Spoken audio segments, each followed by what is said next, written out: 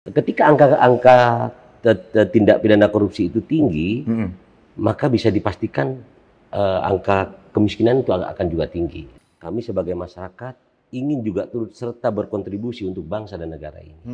Dan cara-cara seperti inilah yang kami lakukan, cara kami melakukan merawat bangsa ini. Kita berkomitmen bahwa Lira adalah mitra pemerintah, namun tetap kritis dan independen. Saya meyakini di dalam suatu pemerintahan tanpa adanya kontrol yang seimbang, suatu daerah itu tidak akan maju. Kalau dugaan tindak pidana korupsi dibiarkan, sedangkan kami sebagai generasi penerus anak bangsa yang mempunyai kewajiban bagaimana melindungi segenap bangsa ini, kan begitu. Nah, kami lakukan itu meskipun dengan penuh risiko. Jadi kami punya gambaran-gambaran seperti itu. Bahkan senior-senior saya yang berjuang bagaimana melakukan penegakan pemberantasan tindak pidana korupsi, ada yang ditembak, ada yang dibondet. Abang saya di Bang Patur di Bangkalan ditembak itu.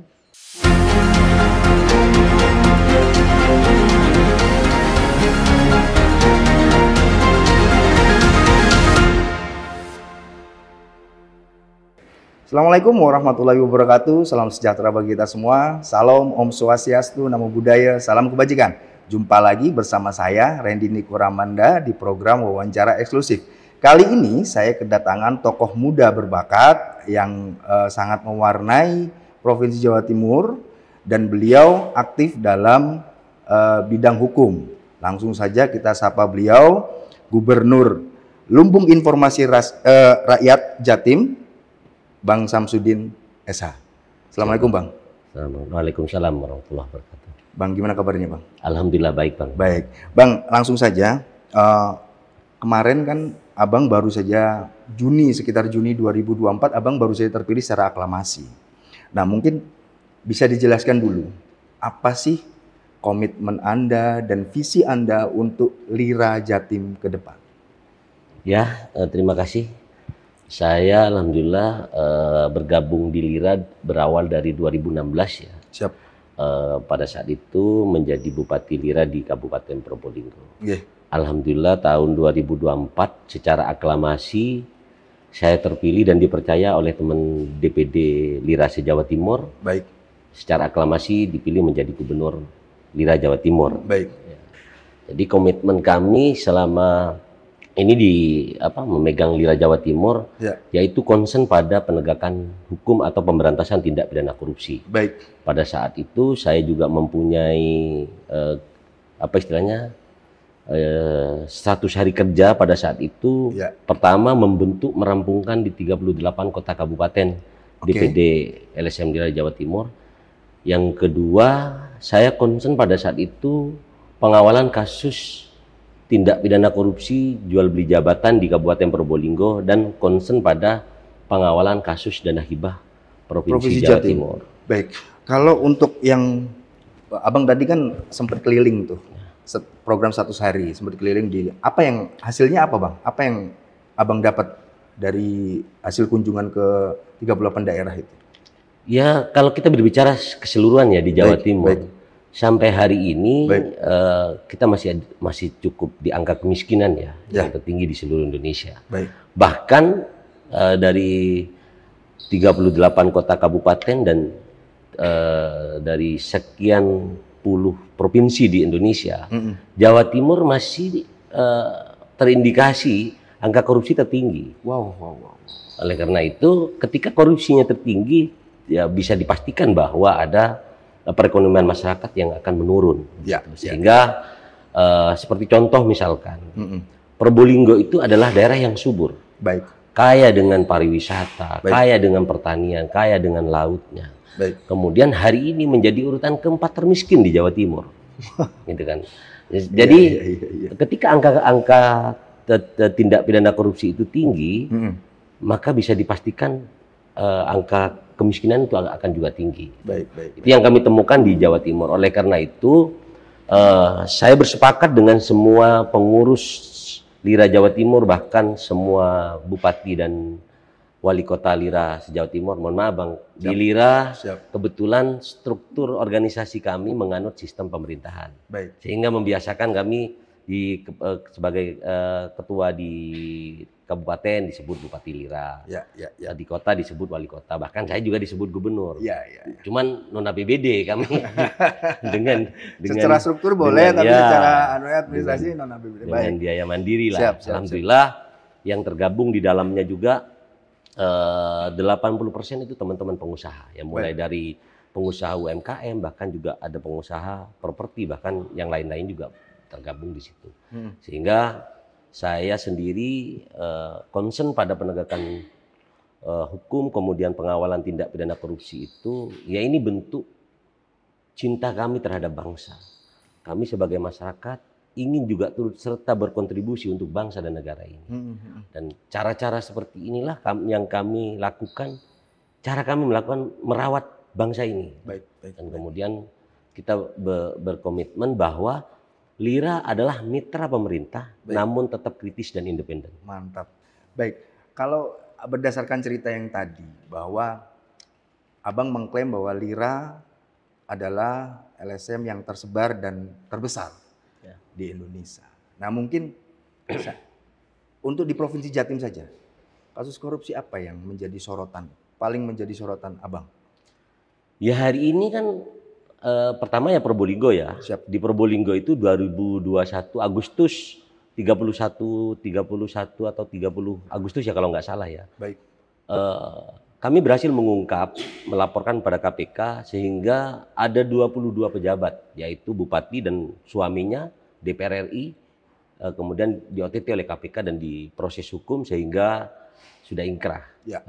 Kemudian yang kedua, mungkin di seluruh Indonesia ya.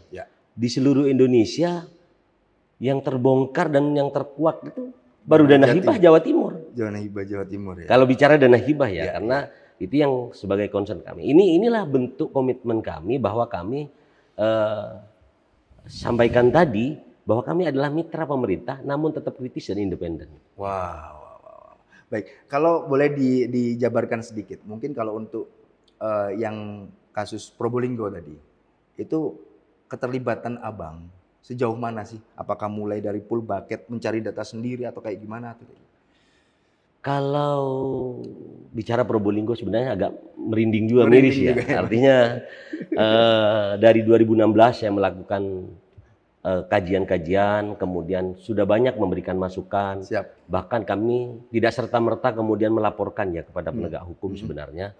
Dari 2016 sampai 2020 kami melakukan evaluasi dengan cara berkoordinasi dengan oknum-oknum pejabat. Bahkan kami warning melalui somasi. Bahkan tidak sedikit kami juga melakukan gugatan KIP, keterbukaan informasi publik. Karena penting sebenarnya, karena keterbukaan informasi publik itulah kemudian transparansi itu bisa diketahui oleh masyarakat, sehingga pencegahan itu kita bisa lakukan. Nah kalau berbicara peran apa saja yang kita lakukan sebelum di OTT oleh KPK, ada kasus besar juga, misalkan dana hibah Australia. Kami laporkan di Kejaksaan Probolinggo. Sampai hari ini belum ada wujudnya. Artinya masih belum ditindaklanjuti maksudnya. Ditindaklanjuti. Kalau pada saat itu sudah naik dari lead, sudah mau naik dik. Tapi sampai hari ini ya nggak tahu itu mandul seperti apa. Nanti kita juga akan kaji kalau memang perlu. Nanti kita lakukan gugatan perbuatan melawan hukum, ya kami terpaksa akan gugat kejaksaan. Terus yang kedua, dana hibah PDAM pada saat itu. Nah kemudian concern kami pada saat itu ada pada jual beli jabatan. Yang kami temukan pada saat awal mula saya laporkan kepada KPK sebenarnya bukan jual beli jabatan PJ. Namun kami melaporkan dugaan jual beli jabatan eselon. Baik itu eselon 2, eselon 3. Nah itu yang kami laporkan pada saat itu. Kemudian dari pengungkapan itu kami juga banyak sekali yang dialami ya, baik itu intervensi, ancaman fisik, ancaman pidana, ya kan? Itu terjadi Bang ya? Terjadi. Bahkan penawaran-penawaran, misalkan ditawari proyek lah, ditawari inilah. Nah, yang paling berat itu kami kan menghadapi pada persoalan di titik apa yang ditawarkan itu titik nyaman seperti itu. Tapi dalam hal dugaan intervensi itu sangat kuat. Sangat kuat sekali ya. Bahkan soal tindakan premanismenya nyata. Wow. Nyata. Terus sampai di selain di Probolinggo, apakah di waktu proses sidang juga? Di proses Kan Abang mengawal tuh. ini proses Probolinggo ya. Iya. Pada saat misalkan dulu pada saat kami melakukan pengawalan ya. Misalkan pada contoh saya melakukan aksi demo Ya. di kantor bupati pada saat itu. Wow, ya, ya. Oh, itu kami juga dilakukan ada demo tandingan. Sorry. Ada demo tandingan. Ya, ya, Bahkan ya. pada saat itu bukan hanya demo tandingan yang mau menghadang kami pada saat di kantor bupati, bahkan kantor Lira mau didemo. Padahal dalam undang-undang kita, dalam aturan ya bagaimana amanah Undang-Undang 45, yang boleh didemo itu kan kantor pelayanan publik, Iya, iya, bukan iya. kantor pribadi. Bukan kantor. Nah kalau kantor Lira memang itu untuk pelayanan publik, tapi Baik. itu kantor pribadi yang dibiayai oleh kami pribadi. Luar Nah biasa. itu kami tetap lakukan. Ya, ya, ya. Lah, kalau mengingat bahwa kepala daerah saat itu kan punya jaringan oligarki yang sangat-sangat kuat. Secara personal, sebagai saat itu waktu itu menjadi belum gubernur ya, waktu Ya, masih Bupati Lira pada saat itu. Ada perasaan-perasaan gimana nggak, Bang? Waktu itu. Apa yang mendasari Abang sehingga kuat sampai saat ini melawan oligarki seperti sekuat itu? Karena apa yang mendasari saya, kemudian saya tidak ada keraguan yang Betul. pengungkapan kasus itu. Betul. Pertama, saya meyakini di dalam suatu pemerintahan tanpa adanya kontrol yang seimbang, suatu daerah itu tidak akan maju.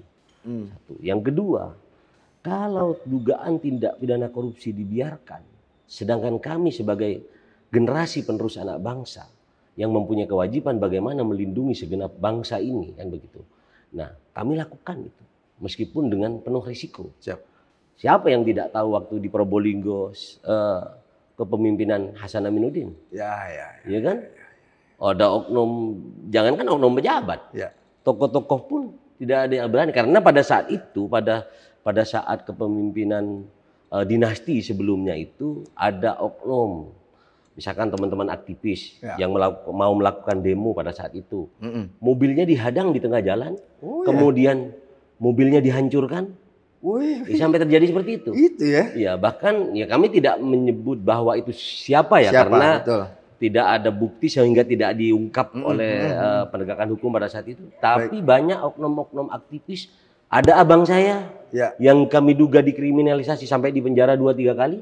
Wih. Bahkan ada sekda saya, sekretaris saya waktu itu yang kebetulan bapaknya juga kritis pada saat zaman itu pada pemerintahan. Baik. Rumahnya dibondet. Wow.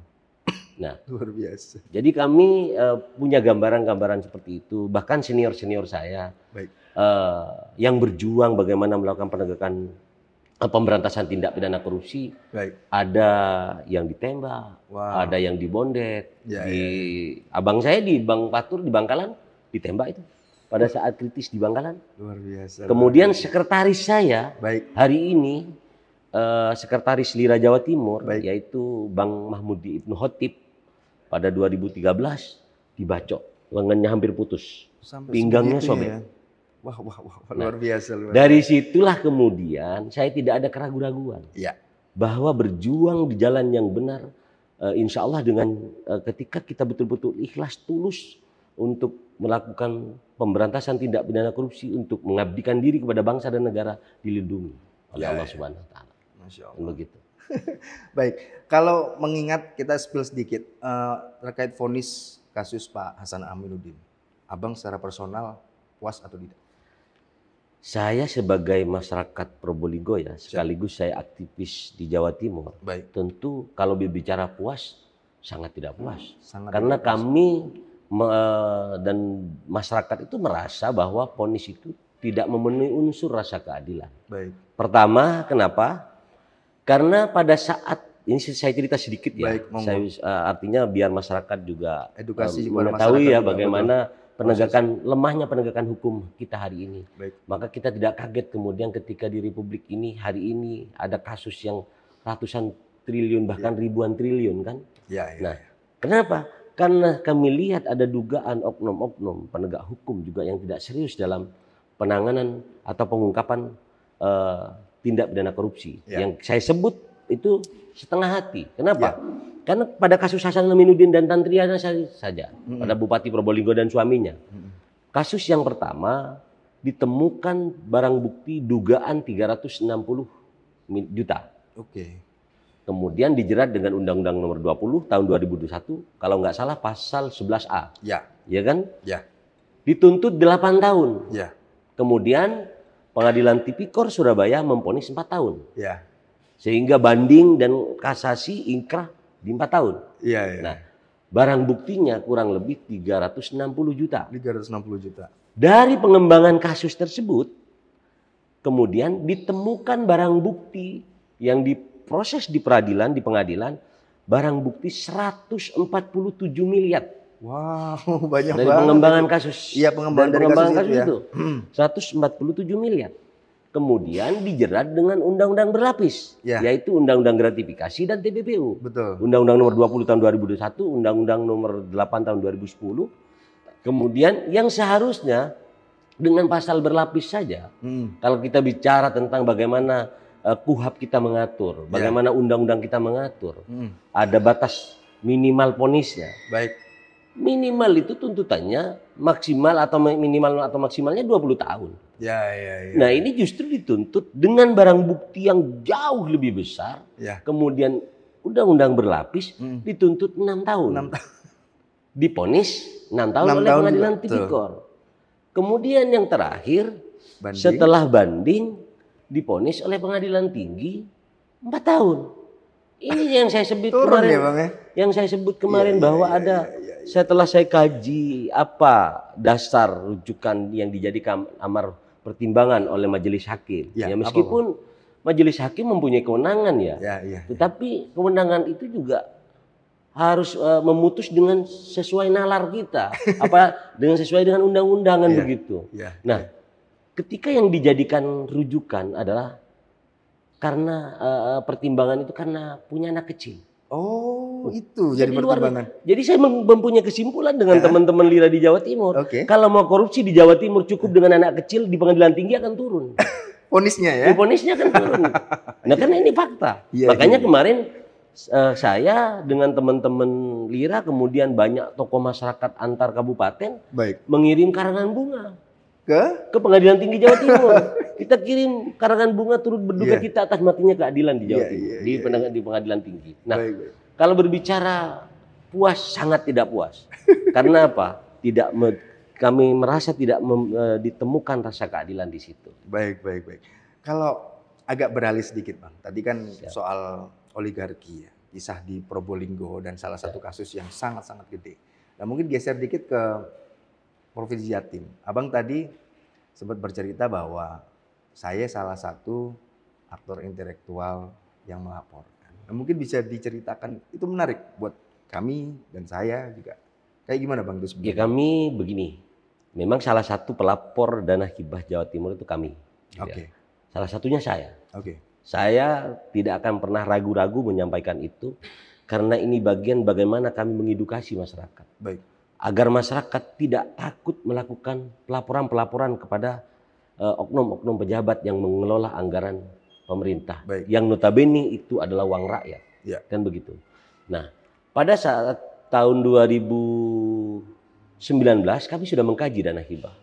Dari 2018, 2019, 2020 sampai 2022 kami sudah kaji dana hibah. Nah, di awal itu kami temukan dugaan pelanggaran perbuatan melawan hukum. Dugaan ya, kita duga ya. Itu ya, dana hibah Jatim. Dana hibah Jatim. Karena yang kalau tidak salah di Permen itu diatur bahwa dugaannya itu pemerintah Provinsi Jawa Timur hanya boleh menggunakan 10% dari keseluruhan anggaran. Baik. Nah, kalau anggarannya katakanlah 40 triliun misalkan. Berarti kalau 10% hanya di angka 4 triliun. Dan itu berjalan pada saat zamannya gubernur yang sebelumnya Pak Dekarwo. Di zamannya Pak Dekarwo jalan. 3, sekian triliun, 4, sekian triliun. Yang 10% itu jalan. Yang 10%. Bergeser pada eranya Gubernur Bu Khofifah Indar Parawansa ini. Kemudian kami temukan dugaan bergesernya anggaran.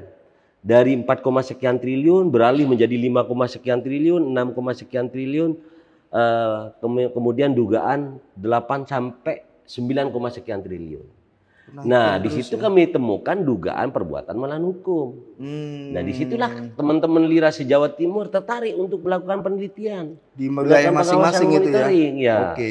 Oleh karena itu kami temukan, sehingga kami temukan bukti-bukti, misalkan bukti-bukti pengambilan uang oleh oknum apa ya, koordinator ya, kalau saya pahami koordinator atau broker lah. Ya. Dari oknum broker itu, dari beberapa Pokmas keluar dari Bank Jatim, kemudian diambil dikumpulkan. Bahkan data yang kami temukan banyak ya dugaan-dugaan itu, misalkan bicara dana hibah, itu kan harusnya masuk kepada rekening Pokmas. Iya. Namun data yang kami temukan hampir di seluruh Jawa Timur, ketua Pokmas itu jarang sekali yang memegang buku rekeningnya. Buku rekeningnya dipegang oleh kelompok-kelompok, oknum-oknum kelompok ini ya. Broker-broker tadi. Oh, jadi nggak sampai ke titiknya tadi ya? Karena kenapa saya seperti itu mengetahui? Karena saya berhasil memasukkan teman-teman anggota Lira menjadi salah satu dari rekan-rekan Pokmas itu. Sehingga ada dugaan setelah proses pencairan sudah dikawal oleh oknum-oknum koordinator ke bank masing-masing. Setelah di situ masuk ke mobil, ya. Uang dikumpulkan. Bahkan yang saya serahkan kepada KPK, foto buku tabungan rekening dipegang salah satu kelompok. Kemudian ada tumpukan uang setelah itu dikumpulkan oleh. Nah, hal-hal seperti itu yang kemudian kami laporkan dan alhamdulillah membawakan hasil. Meskipun sampai hari ini saya sebut dengan komisioner KPK yang baru ini setengah hati. Kenapa? Penetapan tersangkanya sudah lama, Pak. Sampai hari ini belum ditahan. Nah, ini jadi timbul persepsi yang dugaan masyarakat bahwa ada dugaan oknum-oknum yang bermain di situ. Atau memang dengan dasar misalkan mau pengembangan yang lebih besar lagi kan gitu.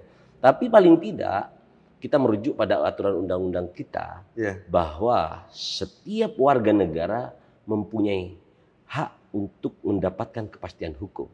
Sehingga ketika hari ini terkesan disandra. Betul.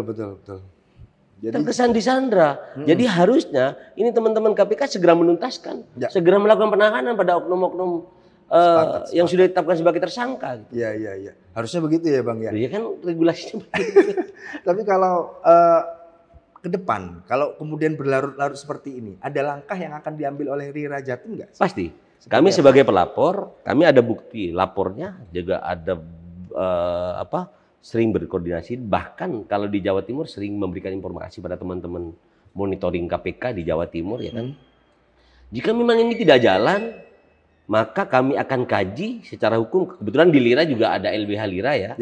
LBH Lira yang tergabung, ada hampir 30 sekian advokat yang tergabung di Lira Jawa Timur. Kami akan kaji. Jika memang ini kemudian tiba-tiba kayak hilang begitu, ya tidak tutup kemungkinan kami akan gugat KPK. KPK akan digugat ya? Loh, kalau memang itu seperti itu, ya kami akan kaji. Kajian hukumnya, kalau memang ini ada dasar kemudian bahwa ada dugaan perbuatan melawan hukum, ya kami akan gugat KPK. Karena di dalam undang-undang kita, ya penegak hukum harus menegakkan hukum, kan begitu. Ketika sudah ditetapkan tersangka, kemudian tidak ada kepastian hukum, maka patut diduga bahwa penegak hukum melakukan pembiaran pada pelanggaran hukum. Nah, di situ dasar kami akan masuk di situ dengan dugaan perbuatan melawan hukumnya itu. Baik, saya agak tertarik dengan statement Abang yang bahwa di tiap daerah ada LBH Lira yang tersebar. Nah, itu sampai sejauh ini sudah berapa, atau semua kabupaten kota sudah ada, atau seperti apa, Bang? Dan tugas mereka apa sebenarnya? Alhamdulillah kalau di Jawa Timur ya, memang ada beberapa kabupaten yang masih belum terisi. Tapi kami juga segera akan melakukan pengisian itu. Jadi kami selain ada LBH Lira, di Lira itu juga ada pemuda Lira. Jadi yang mengakomodir atau menampung aspirasi masyarakat, pemuda-pemuda kita yang mempunyai kreativitas di bidang seni, kita dorong ke bidang masing-masing. Kemudian ada juga pemberdayaan perempuan, di situ ada perempuan Lira. Nah, yang kemudian ada ketua LDC Lira. Jadi LDC apa itu, Bang? Disabilitas. Oh, wow. Jadi ada apa istilahnya? Kalau ada masyarakat Jawa Timur di kabupaten mana saja, Ya. misalkan ada disabilitas yang Ya. kemudian butuh bantuan kami di Lira, kami kebetulan mulai dari sosialisasi, kemudian pelatihan-pelatihan, kemudian ada persoalan, misalkan ada beberapa di Sumeneb, kayak di Sidoarjo ada disabilitas yang kemudian ada dugaan pelecehan seksual, kita kawal. Nah, kami kawal. Jadi oleh teman-teman LBH kita turun ke lokasi ke daerah-daerah mana saja yang memang betul-betul masyarakat itu membutuhkan. Baik.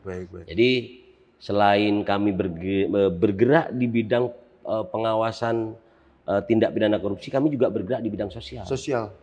Kami juga bergerak di bidang sosial. Ya kita juga sering bagi-bagi sembako, misalnya ke asrama anak yatim, ke ini. Itu kami lakukan karena saya sampaikan pada teman-teman bahwa kita itu bisa berbuat. Kalau mampu kita memberikan sesuatu pada masyarakat. Kalau tidak mampu, minimal kita punya niatan untuk membantu.